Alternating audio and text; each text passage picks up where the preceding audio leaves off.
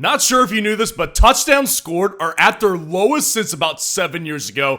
Thank you to the fantasy footballers for getting that stat out there. So you know why kickers are performing so well in fantasy right now? That's because their offenses are getting down there and giving kickers the opportunity to have 20 points a game through the first 2 weeks. Kickers are freaking important. So we're going through the top 12 kickers in fantasy in week 3, and I'm the only fantasy YouTuber who does weekly kicker rankings during the season, so make sure to go down there, drop a like on the video, and subscribe to the channel to show your support. So getting into our first tier right here, I've got Blake Group of the New Orleans Saints versus the Philadelphia Eagles. This dude is just on a lightning offense right now.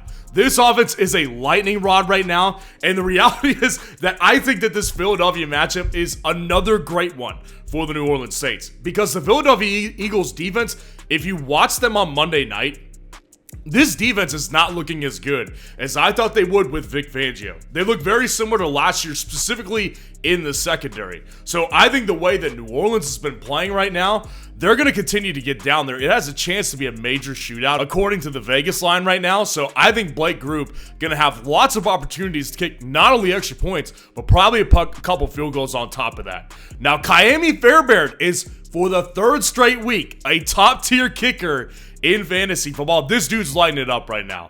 I mean, Ka'imi Fairbairn's numbers in fantasy football right now, they speak for themselves. He is averaging 18.5 fantasy points per game.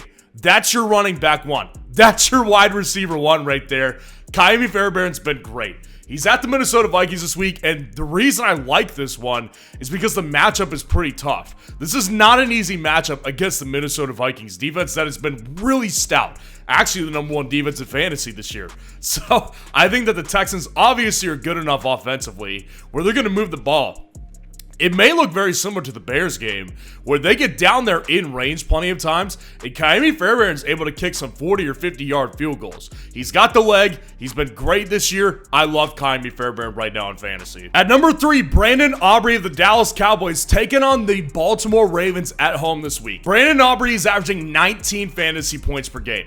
That is outrageous. That's your, again, wide receiver 1, running back 2, even quarterback 1 in a lot of circumstances. You'd be happy with this production here. He's hit all 8 field goals. The dude hit a 60-plus yarder in week 1 versus the Browns. Delay a game, wipe that out. So I'm not accepting this 57-yard long for Brandon Staley as a reality here. And the guy's kicked double the amount of field goals than he has extra points. Obviously, Dallas' offense is a concern right now. And the reason he's lower for me this week is because they're taking on the Baltimore Ravens. And Lamar Jackson, I just went through it on the quarterback ranking video today, has only lost 1 game in his entire career to an NFC team. Dallas has their hands full. Whether Dallas gets beaten into oblivion or not, that's up for debate, but I do think that this offense obviously is good enough to get him down there, so I've still got Brandon Aubrey at number 3. And then Jake Elliott at 4. Jake Elliott has been okay. Like, he's not doing anything wrong. He's made all of his kicks, 4 field goals, 5 extra points. 8.5 fantasy points per game at the end of the year is actually a pretty good number. He's just getting overshadowed by brilliant kickers right now. The matchup pushes it up the list for me, because Philadelphia's offense is going to be good enough to get them down there in a lot of circumstances. But New Orleans defense is really tough. So this matchup I don't particularly find really advantageous for Jake Elliott. But again, the offense and the matchup with that over-under that Vegas is projecting this week, I do expect points in this game. So I like Jake Elliott in this matchup as a kicker right here. Now dropping down to our next tier, I've got Matt Prater of the Arizona Cardinals versus the Detroit Lions this week. Matt Prater's been pretty great. 11 fantasy points per game. He's hit all of his kicks this year, and he hit a 57-yarder. This isn't a spring chicken. Like, the fact that he still has that leg is really good, and this Detroit game, one of the higher over-unders of the week.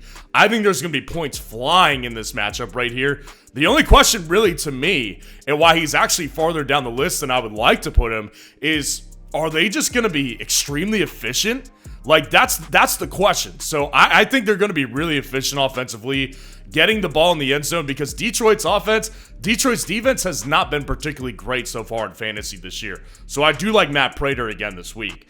Chase McLaughlin of the Tampa Bay Buccaneers at number 6, taking on the Denver Broncos in Tampa Bay this week. Chase McLaughlin has been really, really good. 12.5 fantasy points per game. He's hit everything that he's kicked, 56-yard long, and Chase McLaughlin's offense is humming right now.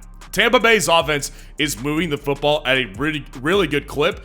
Denver's defense is tough. They're tougher than Detroit's was last week. So again, I wonder what the touchdowns are going to be like for Chase McLaughlin. So he's going to have to kind of hit, if it goes how I think it'll go, which is maybe they'll get like 2 touchdowns or something like that. But I wouldn't be surprised if McLaughlin is kicking, 2 or 3 field goal attempts. So depending on how far they are, that'll determine his fantasy points. But ultimately, they're gonna be fine because Denver can't move the ball themselves. So Denver's defense will get worn down. Chase McLaughlin's gonna be good in fantasy this week too.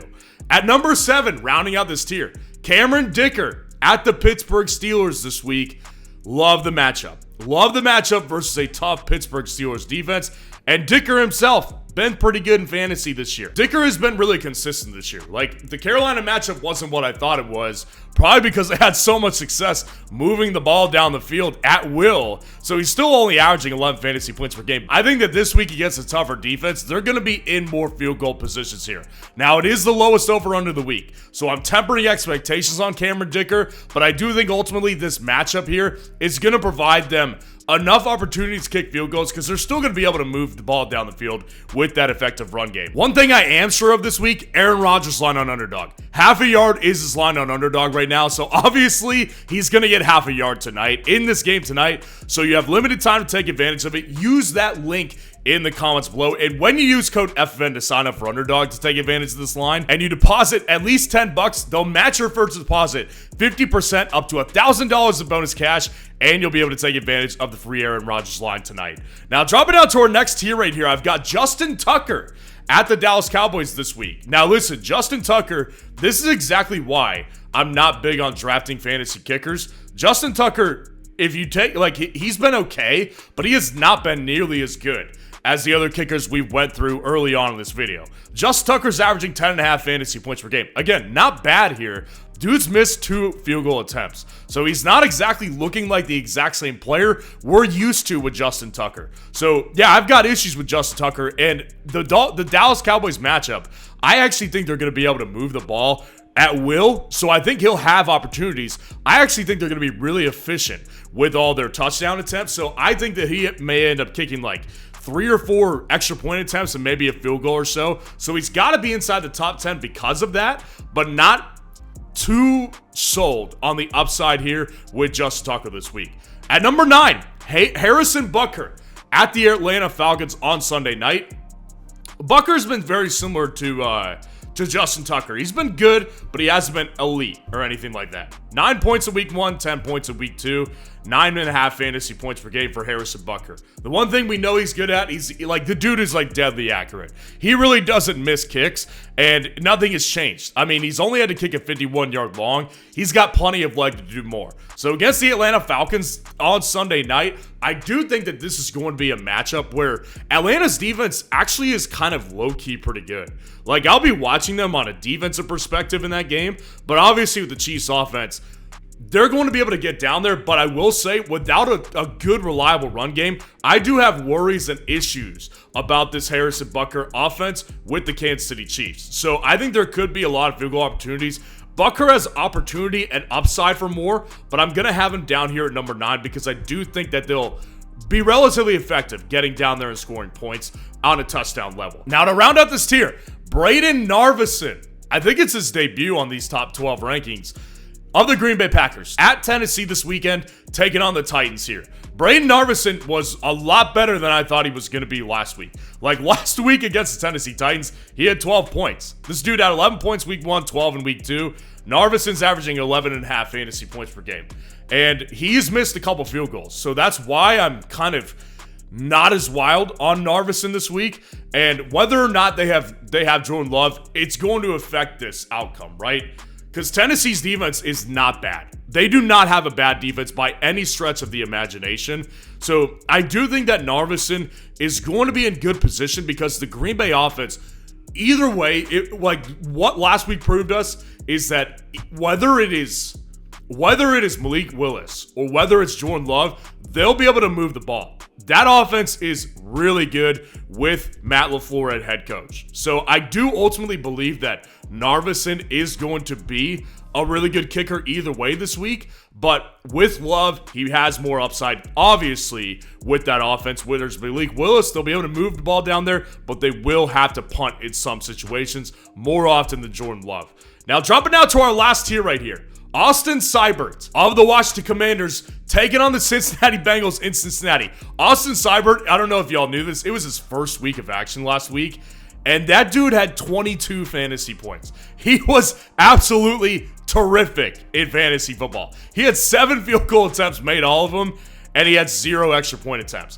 That's kind of the good thing about Cybert, is that this Washington offense so far hasn't been able to punch it in very much. They're getting down there because they have Jaden Daniels and they've got a good running back with Brian Robinson, but they're not able to generate much through the air, and they're just not punching it in the end zone yet. So I do think they'll eventually be able to do it, and against a bad Bengals defense, I like their chances of doing it better this week, but ultimately, Cybert is probably going to be a long stay inside the top 12 after what he did in week 1, because this offense just kind of looks perfect for a kicker right now. And then number 12, rounding it all out, Daniel Carlson. Where have you been for the last several years? He finally came out, had a good game last week. Daniel Carlson was great in fantasy last week. 18 fantasy points in week 2 versus the Ravens. They're taking on the Panthers this week, so obviously it's a lot easier of a matchup here. Could be a very similar week to what Dicker had with the Chargers last week.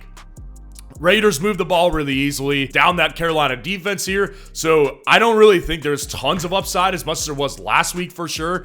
But Carlson, like in the matchup where they will move the ball enough to get down there, he's going to be inside the top 12 this week. So let me know how your team's looking so far this week in the comments below. And if you want to see the top 12 defense rankings for week 3, click on this video right here.